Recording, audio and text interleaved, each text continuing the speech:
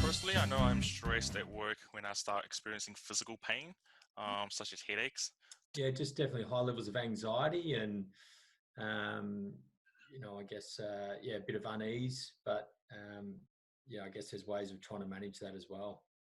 It's just an overwhelming feeling that, everything's just becoming too much, and you just can't work out what to do next. And yeah. However, emotionally, I do get quite anxious as I am somehow led to believe that I am constantly running out of time, and there's not much left in order for me to complete everything I want to in a day. You go to bed and bang, your mind kicks in and will not shut off, and it's going through all those things you haven't done or decisions you need to make and all that. So when you get that and that becomes prolonged, that's when it's a real challenge. The first is muscle tension, and you can just feel it. The other is an interruption rate, which means I get distracted from the task at hand. For me, it's definitely overwhelming work that comes my way. So basically, constantly worrying whether I could get through all my workload or not in time. I'm also concerned about, my team's well-being and whether they're getting their work through their workload or not. So whether they're stressed or not. There's pressures there because there's financial targets to achieve. I'm there to do a job to deliver new business to CVCheck. So with COVID as well, we've gone to 80% working days. Which means you're still trying to do a lot of work in less time. So just trying to juggle, the well-being of your team as well as getting your own work done. Some days can be quite a challenge. So I think a big part of what stress is how you perceive it in your head, how you respond to it. And there's a number of things which people talk about. I think personally one is assuming control of it mentally is a big aspect of whether it is detrimental to you or not. And I'll actually chuck the earphones in just before I go down to sleep to listen to a sleep-guided meditation, which will just relax me and calm me.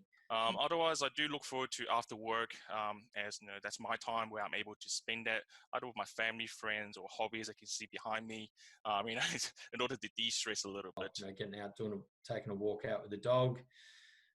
There's some local parks nearby. Get outside and breathe in, suck in some fresh air.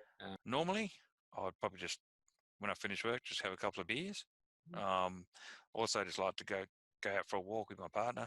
Awesome podcasts that I listen to out there, that I listen to often. I'm listening to one at the moment called Dads in Progress, which is all about, dads being dads and the pressures faced with being a dad and work and home life and balancing kids and everything else. Now, I live in a rural area on quite a large property. So my first thing I'll do when I'm feeling that tension or stress and I need to step away from my keyboard and I'll get back to nature, wander around my backyard, listen to the birds, spend 5 minutes away from the desk or whatever, and just get yourself back to a feeling of calm. And then you can come back and tackle the problem a bit more relaxed and calm about the situation. It certainly does have an impact and it does add to the pressure. It's just a matter of how you deal with it, I guess. I guess the communication starts to fade a little bit when I'm too focused on certain things. So work being the priority for me at the moment does tend to get me to not communicate as often as I would with my family. When stress is affecting your sleeping patterns, that can be a really downward spiral. If that continues, you get overtired, you can then start making bad decisions. You can even potentially go to some dark places mentally if you're not coping with that. My family is very health conscious. They do see behavioral changes in me when I am either stressed and compared to when I'm not stressed. They can see that I tend to overwork and have advised me to look after myself quite often. That manifests in feelings of frustration, and I've got to go out and do some exercise when that's there to get a reset. If I'm not getting that, then it will spill over into family. It spills over into mental well-being, feelings of depression. So I have to manage it. My partner. Like I say, some days you go home and you just have like 10, 15 minutes of just bleh of everything that's just gone on in your day. And then once that's happened, you just get on with it. Well, if it's relating to work, now I usually talk to my line manager when I'm feeling stressed out. He has a better understanding regarding my responsibilities. I'm quite work orientated. That's why I keep talking to him about my work stuff, right? We do have a good line of communication open, and based on the experience, we usually come up with solutions on how to overcome that stress. My Labrador, Max, he's a really good listener. Great with confidentiality. So yeah, it's nice to just step out of the office and verbalize some of the stresses you might be dealing with right then with him. And more seriously, there's some colleagues, got some good colleagues that are in the similar situation, so you can communicate with them and vent about situations and get it off your chest a bit. And I talk to a psych, and I also have a couple of mentors that I talk to. And the reason why I have taken that path is because there's a relationship with my wife and my loved ones, which is not founded in my work. It's a relationship which is founded on love. Also reaching out to other dads or friends that have got kids, in a similar headspace. And there's also my wife. We share the stresses of her work, and I share the stresses of my work at the end of the day, which is really helpful. If it's anything else that's not related to work, then I'll talk to my partner.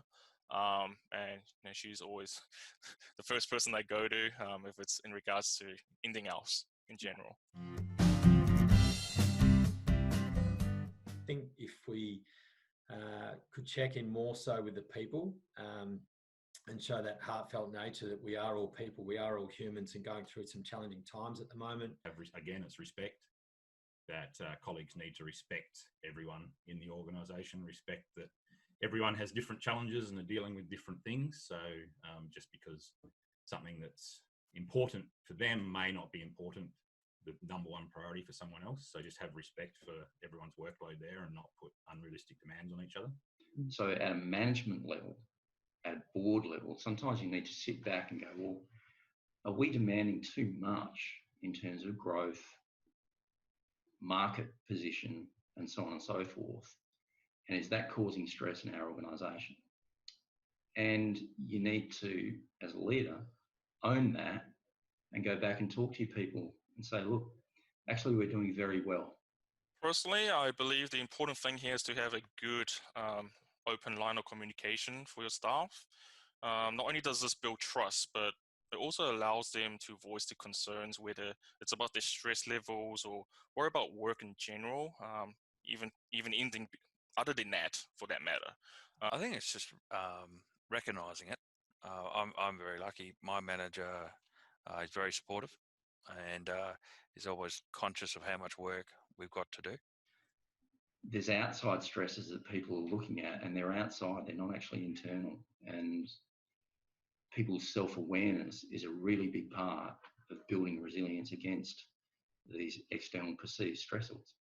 As a group, we all go through our own battles. We've all got those demons that creep inside at times. And I just think it's important to be two things in this time, and that is be vulnerable, be able to be vulnerable and speak up when you are having a tough time, and empathise. That's with your team or colleagues.